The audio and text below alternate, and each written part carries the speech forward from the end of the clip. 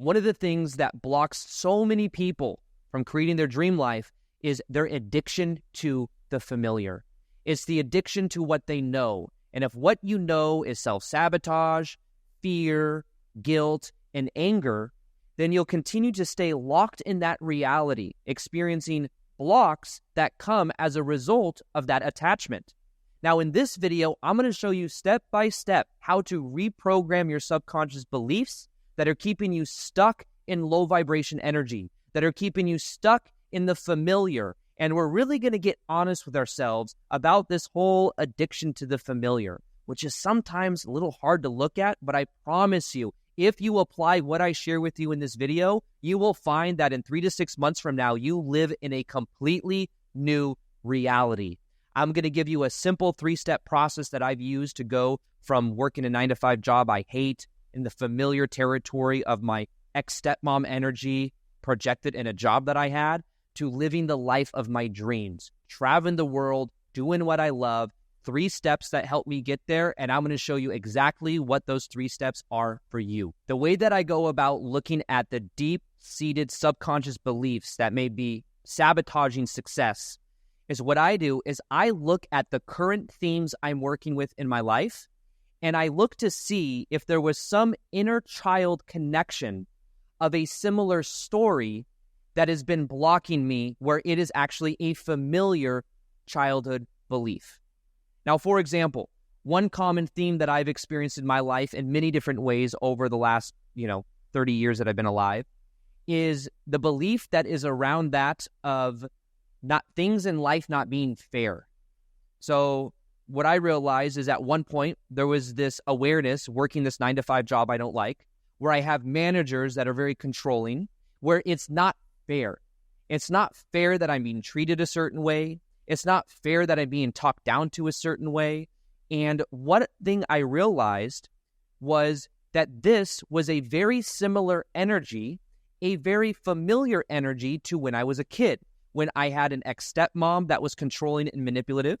I realized that my beliefs of authority was that I couldn't trust authority and that authority was corrupt, and that in a way there was nothing I could do because from 7 to 17 years old, I had that stepmom in my life where I wasn't allowed to have freedom, and I just had to accept it. I didn't have any other choice. So here I am years later, working a 9-to-5 job, selling women's shoes, where there's corporate politics, where managers get away with talking to people a certain way, just like when I was a kid. My ex-stepmom got away with everything because there was no other outlet. If I were to tell someone at school what was happening, I would get in more trouble.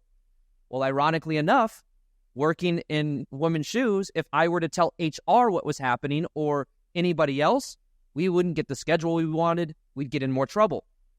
So understand that a lot of times the themes we may be going through may be rooted in similar emotions that feel familiar to our childhood. Now, here's where things get trippy when it comes to reality.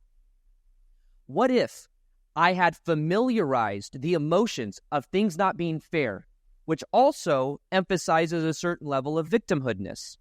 And what if, being familiar to this victimhoodness, I then attracted situations and people into my life to reflect back that energy dynamic? So in essence, what on the external I am experiencing is also an excuse to feel what is familiar because subconsciously I'm addicted to the familiar.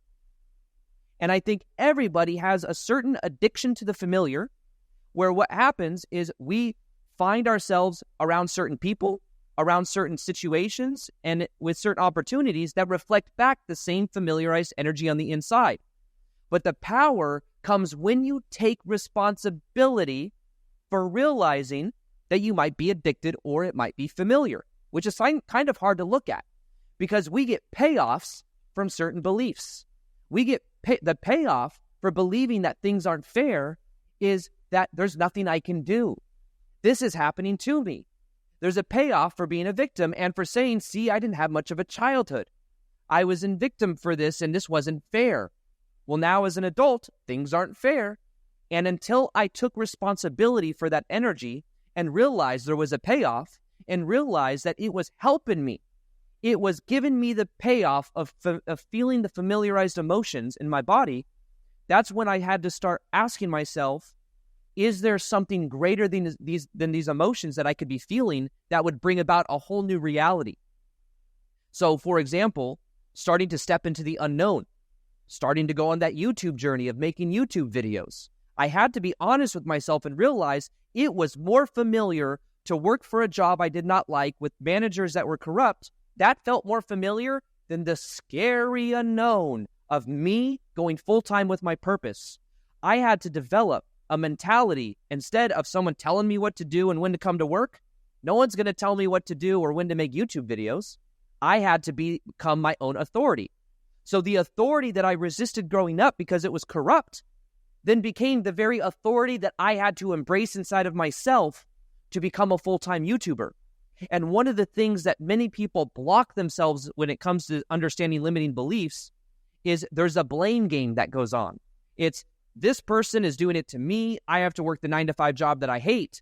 But no, you're choosing to work a 9-to-5 job you hate because that 9-to-5 job allows you to feel familiar emotions inside of your body that you're used to feeling. And until you realize you're addicted to it, you will stay in it. This is hard to look at for people because you have to be honest with yourself. Are you addicted to lower vibrational emotions that feel familiar? And you're going to say, no, of course not, Aaron. I want to feel love, joy, peace. I want to feel passion. But what if that feels unfamiliar to your nervous system and you are blocking that out because you're staying attached to these limiting beliefs that feel familiar? And what I'm here to say is it takes courage to look at this and to take responsibility for this. But when you do, guess what ends up happening? You open up a whole new reality for yourself. And that reality may include you stepping into tension, may include you becoming having discipline, taking action, and that cave that you don't want to enter is the cave that reveals all the gold and everything that can help you to become who you really came here to be. But you have to be willing to look at and to be honest with yourself and to realize that you may be addicted to the familiar, and the only way out of the addiction, the first thing to realize is that you're addicted. And then from there, you can then decide, am I going to take responsibility and ownership for this? And am I going to allow the divine to flow through? It's funny, I've never been through, I know about AA, Alcoholics Anonymous, and the psychology behind it all. I've never been a part of it or anything or had to do it, but I know some of the steps are admitting.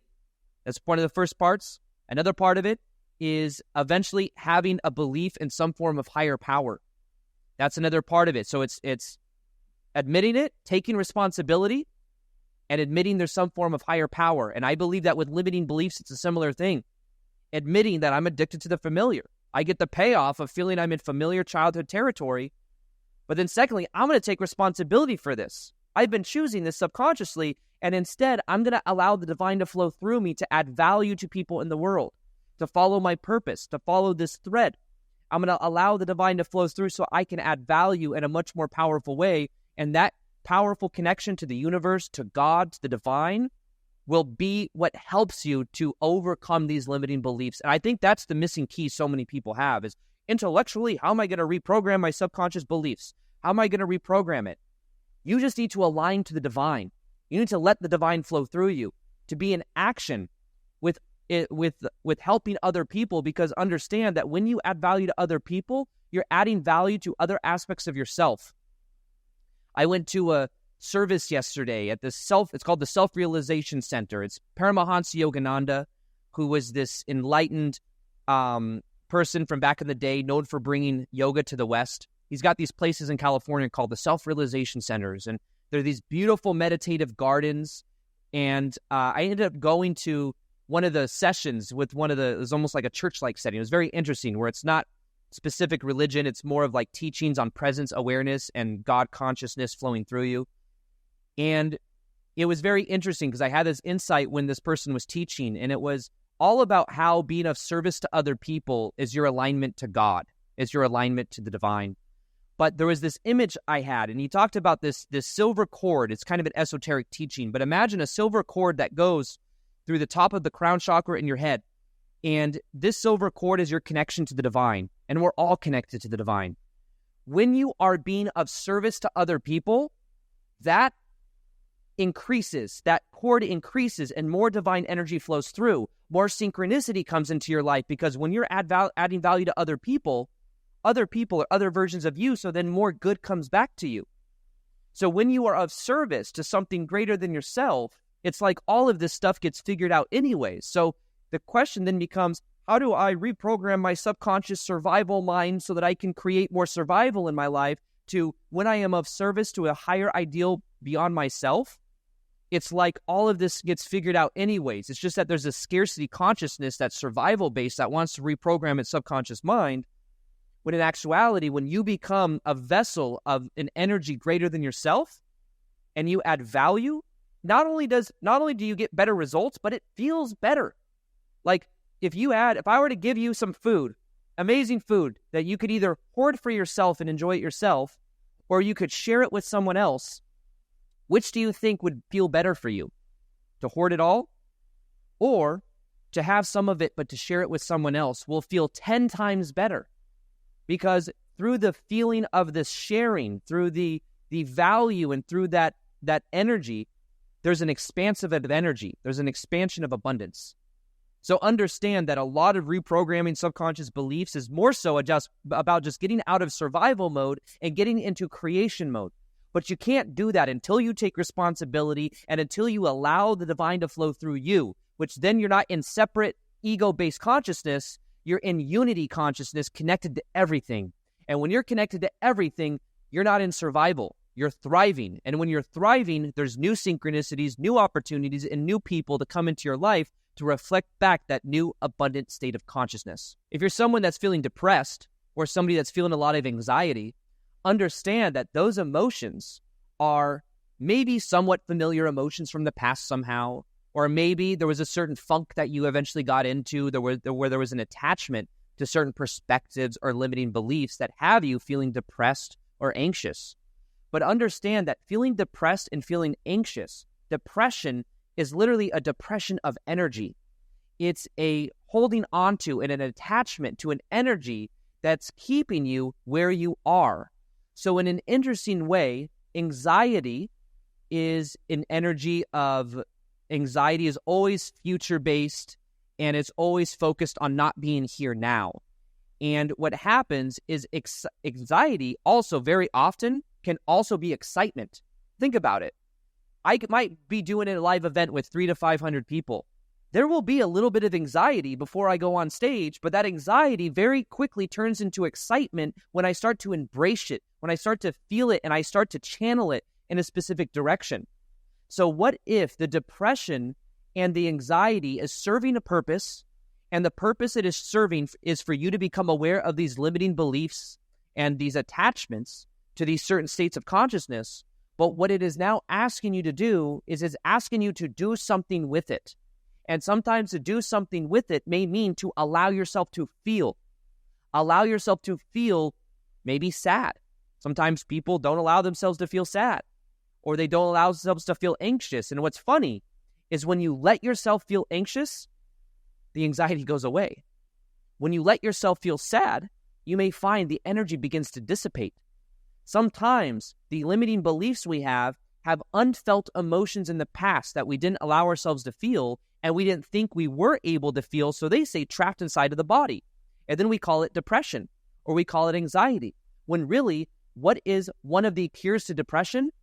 Expression. Expressing the emotions you have. Breathwork is one of the most powerful ways I found to express the unfelt emotions inside of my body. I got certified in a specific breathwork called somatic release breathwork about a year and a half ago.